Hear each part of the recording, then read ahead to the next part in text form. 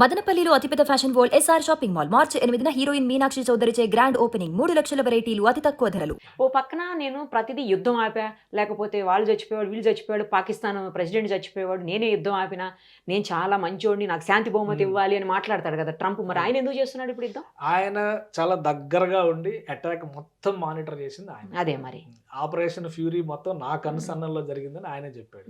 దీనికి అదే బలమైన కారణాలు ఏంటంటే, ఇక్కడ మీరు ఒక్కసారి మళ్ళీ ఇప్పుడు ఆఫ్ఘనిస్తాన్ లో అమెరికా పట్టు లేదు, అది పూర్తిగా స్వతంత్ర దేశంగా వాళ్ళ పరిపాలనా విధానం అంతా తాలిబాన్ నేతృత్వంలో జరుగుతుంది. పాకిస్తాన్ మాత్రం అమెరికా కంట్రోల్లో ఉంది. మొన్న ఒక స్టేట్మెంట్, ఆసక్తికరమైన స్టేట్మెంట్ కూడా ట్రంప్ ఇచ్చారు. ఒకవేళ నేను ఆపకపోతే 30 కోట్ల మంది పాకిస్తానీలు చెప్పాడు. అంటే ఏంటి, కొంత ఇన్ఫర్మేషన్ ఉంది. ఓవరాల్ గా ఇలాంటి యుద్ధాలకు సంబంధించి కానీ, అంతర్జాతీయ వ్యవహారాలకు సంబంధించి కానీ ఇంటెలిజెన్స్ రిపోర్ట్స్ అనేది చాలా కీలకమైనవి. Israel intelligence world's strongest intelligence. Mossad group చేసినటువంటి, ఈవెన్ భారతదేశం చేసినటువంటి ఆపరేషన్ సింధూర్లో చాలా ఇంటెల్స్ మొసాద్ నుంచి వచ్చినాయి అని చెప్పని చెప్తారు. ఒక ఎమోషనల్ కనెక్షన్ ఇజ్రాయెల్ కి భారతదేశానికి కూడా ఉంది.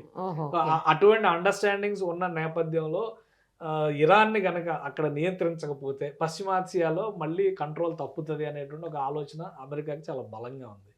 డొనాల్డ్ ట్రంప్ తప్పని పరిస్థితిలో మేము చేసామని చెప్పి అంటారు. వీళ్ళు చెప్తున్న ప్రధానమైనటువంటి కారణాలు 2 కనిపిస్తున్నాయి. ఒకటి, తీవ్రవాదుల్ని కంట్రోల్ చేయడం, హిజ్బుల్లా లాంటి గ్రూపులను ప్రోత్సహిస్తున్నారు కాబట్టి కంట్రోల్ చేయడం. 2, లోకల్గా ప్రజలు ఖమేనీ నాయకత్వం నుంచి విముక్తి కోరుకుంటున్నారు కాబట్టి మేము ఆ విముక్తిని ప్రసాదించామని చెప్తున్నారు. చేసుకుంటారు కదా లోకల్లో, మీకు అవసరం లేదు. ఈ జస్టిఫికేషన్స్ చేయడం కోసం మాత్రమే ఈ అటాక్స్ జరిగినాయి. అమెరికా అనేది ఇన్వాల్వ్ అవ్వకుండా ఉంటే ఇంత దారుణమైనటువంటి తీవ్రమైనటువంటి పరిస్థితులు, యుద్ధ వాతావరణం కానీ తగ్గిపోయే అవకాశాలు ఉంటాయేమో. ఇంత అంటే ఒకటి, ఇక్కడ స్ట్రాంగెస్ట్ కంట్రీ ఏదైనా ఉందంటే డిఫెన్స్ మెకానిజంలో ఇజ్రాయెల్. మీరు ఈ ట్రాప్ ఒకసారి చూస్తే ఈ చుట్టూ అన్ని ముస్లిం కంట్రీస్, ఇక్కడ తుర్కియా కానీ, సిరియా కానీ, లెబనాన్ కానీ, ఈజిప్ట్ కానీ, జోర్డాన్ కానీ, ఇరాక్ కానీ, సౌదీ అరేబియా కానీ, ఇరాన్ కానీ, ఇటు వెళ్తే లిబియా కానీ, ఇవన్నీ కూడా ఆల్మోస్ట్ సుడాన్ కూడా, ఇవన్నీ ముస్లిం కంట్రీస్. ఈ మధ్యలో ఉన్న ఏకైక జ్యూ నేషన్, యూదు దేశం ఇజ్రాయెల్ మాత్రమే. ఇక్కడ జరుగుతున్నటువంటి మూవ్మెంట్ లో పాలస్తీనాకి గట్టిగా సపోర్ట్ ఇస్తున్నటువంటి వాళ్ళందరూ కూడా ఈ గాజా స్ట్రిప్, వెస్ట్ బ్యాంక్, ఈ 2 మాత్రమే ఇప్పుడు పాలస్తీనా కింద మనం కన్సిడర్ చేసేటువంటి ప్రదేశం ఈ ఏరియాలో. మిగతా అంతా కూడా మళ్ళీ ఇజ్రాయెల్ కంట్రోల్. సో ఇక్కడ ఏంటంటే ఒక బలమైనటువంటి మతవాదం సంబంధించినటువంటి మూలాలు ఉన్నాయి. దాన్ని కేవలం ఒక సోషల్ ఇష్యూ లాగానో, ఎకనామికల్ ఇష్యూ లాగానో డీల్ చేసేటువంటి పరిస్థితి లేదు. సో ఈ రిలీజియస్ ఫ్యాక్టర్సే మొత్తాన్ని ఇన్ఫ్లుయెన్స్ చేస్తున్నాయి. అందుకనే ఇజ్రాయెల్ చాలా స్ట్రాంగ్ కౌంటర్ అటాక్ ఇవ్వాలని డిసైడ్ అయింది. ఎవరైతే తీవ్రవాద సంస్థలకు మద్దతు ఇస్తున్నారో ఆ దేశాలకు వార్నింగ్ ఇవ్వడం. అందులో పెద్దన్నలాగా భావిస్తున్నది ఇరాన్. ఇరాన్ చావుదెబ్బ కొట్టాలనేటువంటి కంక్లూజన్, ఆ డెసిషన్ ఇజ్రాయెల్ది. అండగా ఉండాలి. డిప్లొమసీ ప్రకారం చూస్తే అమెరికా సపోర్ట్ తీసుకుంది. ఇప్పుడు అమెరికా సపోర్ట్లో ఉంది కాబట్టి నాటో కూడా అనివార్యంగా, నాటో వచ్చిందంటే దాదాపు ఒక 20-25 కంట్రీస్ మద్దతు పలికినట్టు, బలమైన countries. France, Germany, Italy, Sweden, Spain, England, అన్ని దేశాలు కూడా ఆల్మోస్ట్ యూరోప్లో ఉన్నటువంటి బలమైన కంట్రీస్ అన్ని కూడా వీళ్ళకి అండగా నిలిచినట్టు. అంటే హాఫ్ ఆఫ్ ద వరల్డ్ వాళ్ళ వైపు, ఇజ్రాయెల్ వైపు నిలబడ్డట్టు. అందుకని బలమైనటువంటి ప్రతీకార దాడులు అనేది ఖచ్చితంగా జరుగుతాయి. ఇక్కడ మనం చెప్పాల్సింది ఏంటంటే, ఇరాన్ ఇంత స్ట్రాంగ్ రిటాలియేషన్ ఇస్తుందని చెప్పని ఎవరు ఎక్స్పెక్ట్ చేయలేదు. ఈ రోజు ఇప్పుడు ఇంకా ప్రకటించింది కదా, ఈ రోజు ఇంకా తీవ్రతను చూస్తారని చెప్పాను. డైరెక్ట్ డే 1 ఇచ్చినటువంటి అటాక్స్ లోనే ఈ 5 ఎయిర్ బేస్ల పైన అటాక్, మొత్తం 8 కంట్రీస్ పైన అటాక్ చేసినాయి. ఇవన్నీ కూడా అమెరికా ఆపరేట్ చేస్తూ అరేబియన్ కంట్రీస్ లో ఉన్నటువంటి ఎయిర్ బేస్లు. అమెరికా ఆపరేట్ చేస్తుంది. అమెరికా ఓన్ నేవల్ బేస్, ఇది నేవల్ బేస్. బహ్రెయిన్ లో ఉన్నటువంటి నేవల్ బేస్, దాని మీద అటాక్ చేశారు. క్యాంప్ అరిఫ్జాన్, ఇది కువైట్ లో ఉన్న నేవల్ బేస్. వీటిని టార్గెట్ చేశారు.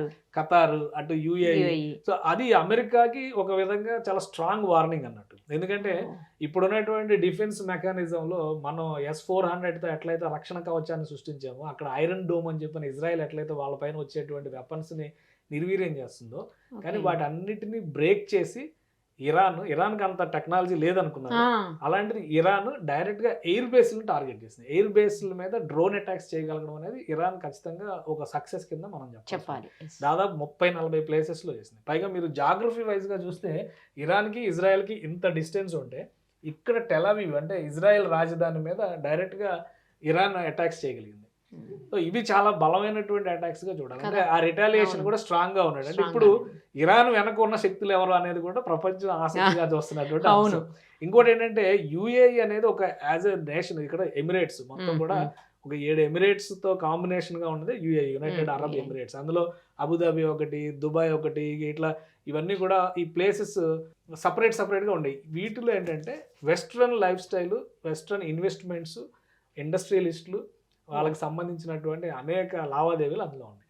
సో అక్కడ ట్రేడ్ సెంటర్స్ ని ఇప్పుడు టార్గెట్ చేస్తుంది. దుబాయ్లో కానీ, అజ్మాన్లో Okay. కానీ ట్రేడ్ సెంటర్స్ ని టార్గెట్ చేసి, ఇవన్నీ చాలా పక్కనే ఉండేటువంటి ప్లేసెస్ కదా. ఇది ఇరాన్, ఇటు పక్కకు వచ్చేస్తే ఇది జస్ట్ ఇది ఇరాన్, ఇది మధ్యలో మనకి హుసేన్ సాగర్ ఎట్లా మధ్యలో ఉంది, మధ్యలో ఉందా? హైదరాబాద్ కి సికింద్రాబాద్ కి మధ్యలో, అంటే చిన్నది కావచ్చు బట్ సైజ్ వైజ్ గా ఇంకొంచెం పెద్దదై ఉండదు. అంతే కాబట్టి అటు నుంచి ఇటు నుంచి అటు వేయడం చాలా ఈజీ. చాలా ఈజీ. అందుకని ట్రేడ్ సెంటర్స్ ని వీళ్ళు వరల్డ్ క్లాస్ బుర్జ్ ఖలీఫాని ఖాళీ చేయించారు. అవును, ఖలీఫాన్ ఖాళీ అది వరల్డ్ క్లాస్ ట్రేడ్ సెంటర్. చాలా అలాంటి దాన్ని ఖాళీ చేయించాల్సి వచ్చిందంటే అంత నియర్ బై ఉన్నారనమాట. సో అందుకనే ఒక భయానకమైనటువంటి వాతావరణం గల్ఫ్ లో అయితే ప్రస్తుతం కొనసాగుతుంది. ఇరాన్ ని ఎంత తొందరగా నియంత్రిస్తే ఈ సమస్యకు అంత తొందరగా పరిష్కారం దొరుకుతుంది. ఇప్పుడు ఈ జలసంధి ఏంటండి? జలసంధిని క్లోజ్ చేయడం వల్ల చాలా రకాల ప్రాబ్లమ్స్ ఇతర దేశాలు కూడా ఫేస్ చేయాల్సి వస్తుంది. తర్వాత ఈ చమురు ధరలు కూడా విపరీతంగా పెరిగిపోయే అవకాశం ఉంటుందంట. మన మీద ఏమన్నా, అంటే ఇండియా మీద మనం కొంచెం తగ్గించినట్టున్నాం ఈ మధ్య కాలంలో, మరి మన మీద ఏమన్నా పడే ఇండియానే కాదు, ఆల్మోస్ట్ చమురు దిగుమతులకి వెళ్ళే దేశాలు అన్నిటిపైన ఇది ప్రభావం చూపిస్తుంది. అసలు ఇది ఒక కాంప్లికేటెడ్ జాగ్రఫీ. మనం 2 ఖండాలను విభజన రేఖలు ఎక్కడా లేవు. యూరప్కి, ఆసియాకి, అలానే ఆఫ్రికాకి ఇది స్పష్టంగా విడిపడినటువంటి ఖండం అంటారు. ఆస్ట్రేలియా ఏదో ఒక చివర ఉంటుంది, చుట్టూ సముద్రంలో ఉండేటువంటి ఖండం. అమెరికా కూడా చుట్టూ సముద్రంలో ఉండేటువంటి ఖండం. కాకపోతే సైజుని బట్టి ఉత్తర అమెరికా, దక్షిణ అమెరికా, మళ్ళీ ఉత్తర అమెరికా, దక్షిణ అమెరికా మధ్యలో ఖండాల భేదం ఏమీ లేదు. ఇక్కడ కూడా జాగ్రఫీ పరంగా ఏంటంటే, ఇందాక చెప్పాను కదా ఆసియా మైనర్ అని, ఇట్లా ఇటు మీరు కలిస్తే ఇది యూరప్ లోకి వెళ్ళిపోతాం, ఇటు కలిస్తే ఇటు ఆఫ్రికాలోకి వెళ్ళిపోతాం, ఇది మొత్తం ఆసియాలోకి వస్తుంది. సో మొదటి నుంచి కూడా వ్యాపారం విషయంలో ఉన్నటువంటి కీలకమైనటువంటి మార్గాలు 2 ఉన్నాయి. ప్రపంచ దేశాలు అన్ని కూడా భారతదేశానికి రూట్ ఎందుకు కనుక్కోవాలనుకున్నారు అంటే, ఈ ప్రాంతం అంతా కూడా ఇస్లామిక్ నేషన్స్ కంట్రోల్లోకి వెళ్ళిపోవడం వల్ల యూరోపియన్ కంట్రీస్ కి ఎంట్రీ లేదు కాబట్టి సముద్ర మార్గం కనుక్కోవాలని వచ్చారు. సో అదే తరహాలో ఈ జాగ్రఫీ చూస్తే ఇక్కడ మనకి సూయజ్ కెనాల్ అనేది ఒక కీలకమైనటువంటి మార్గం. ఆఫ్రికాకి, ఆసియాకి మధ్యలో విభజన రేఖ సూయజ్ కెనాలే. యూరోప్ నుంచి వ్యాపారం అంతా ఇటు నుంచే జరుగుతుంది. ఇది ఒక కీలకమైన మార్గం. ఇదంతా ఈజిప్ట్ కంట్రోల్లో ఉంటుంది. ఇటు వచ్చేసరికి హోర్ముజ్ జలసంధి అనేది చాలా కీలకమైనది. పర్షియన్ గల్ఫ్ అనేది అరేబియన్ గల్ఫ్ అంటారు, చరిత్రపరంగా పర్షియన్ గల్ఫ్ అని కూడా అంటారు. ఇది హోర్ముజ్ పాయింట్ అన్నమాట. ఇక్కడ హోర్ముజ్ ఐలాండ్ అని చెప్పి ఒక చిన్న ఐలాండ్ ఉంటుంది. ఇదంతా కూడా ఇరాన్ టెరిటరీ. సో దీనిపైన ఆటోమేటిక్ గా కంట్రోల్ స్ట్రైట్ ఆఫ్ హార్ముజ్, దీన్నే జలసంధి అంటారు. సో ఈ మార్గం నుంచి ఇక్కడ నుంచి జరిగేటువంటి వాణిజ్యం మొత్తం జరుగుతుంది. ఇక్కడ నుంచి జరిగే వాణిజ్యంలో మేజర్ పర్సెంటేజ్ హార్ముజ్ నుంచి పెట్రోలియం ఉత్పత్తుల ఎగుమతులే ఉంటాయి. ఏ కంట్రీ అయినా కానీ, ఇటు అరబ్ ఎమిరేట్స్ అయినా, ఖతార్ అయినా, బహ్రెయిన్ అయినా, కువైట్ అయినా, ఇటు ఇరాక్ అయినా, ఇరాన్ అయినా, ఎవరైనా కానీ వాళ్ళ ఎగుమతులన్నీ కూడా ఈ సంధిలోంచి తీసుకుని వచ్చి హార్ముజ్ నుంచి రావాలి. హార్ముజ్ నుంచి ఇటు వచ్చి మనకు అరేబియా సముద్రంలోకి ఎంటర్ అయ్యి ఇండియా మీదుగా మలేషియా, ఇతర దేశాలకి దాదాపు ప్రపంచ వాణిజ్యంలో 30% పెట్రోలియం ఉత్పత్తుల ఎగుమతి ప్రస్థానం అంతా కూడా ఇక్కడి నుంచి జరుగుతుంది అనేది అభిప్రాయం. అసలు ఈ హార్ముజ్ ని ఇరాన్ కంట్రోల్ నుంచి యుఏఈ కంట్రోల్లోకి తేవాలని కూడా ఒక ప్రయత్నం అమెరికా చేసింది గతంలో. అది చాలా స్ట్రాంగ్ ప్రొటెస్ట్ వచ్చింది అనమాట. ఇప్పుడు ఇమ్మీడియట్ గా ఇరాన్ చేయగలిగినటువంటి చేసిన పని కూడా ఏంటంటే, ఈ హార్ముజ్ జలసంధి రాకపోతే నిర్బంధం చేసింది. ఆటోమేటిక్ గా పెట్రోల్, డీజిల్ ధరలు పెరిగితే నిత్యావసర వస్తువుల ధరలన్నీ పెరుగుతాయి. ప్రతిదానికి ట్రాన్స్పోర్ట్ చాలా ఇంపార్టెంట్. ప్లస్ యుద్ధ వాతావరణం కనుక ఇంకో 2 రోజులు కొనసాగితే బలమైనటువంటి మెటల్స్ అంటే షేర్ మార్కెట్లు, స్టాక్ మార్కెట్లు ఇవన్నీ కొంత గందరగోళంలో పడతాయి. అప్పుడు ఏమవుతుంది, ఆల్టర్నేటివ్ ఇన్వెస్ట్మెంట్ కింద మెటల్స్ పైకి వెళ్తారు.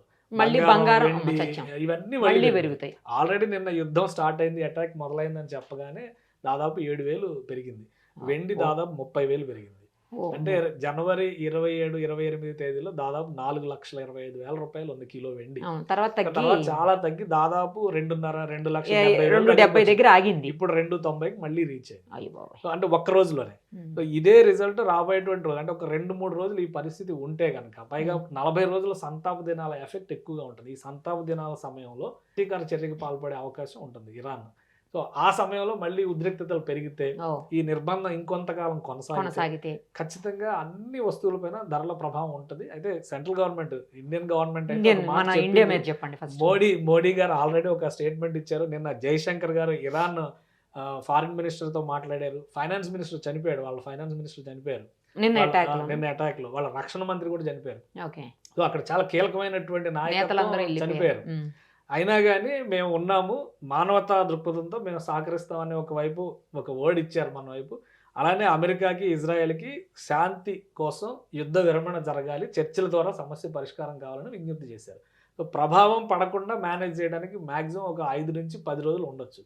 యుద్ధం అనేది కనుక అంతకంటే ఎక్కువ రోజులు కొనసాగితే కనుక ఖచ్చితంగా నిత్యావసరాల దగ్గర నుంచి అన్నిటిపైన ప్రభావం పడే అవకాశం ఇండియా మీద కూడా ఉంటుంది.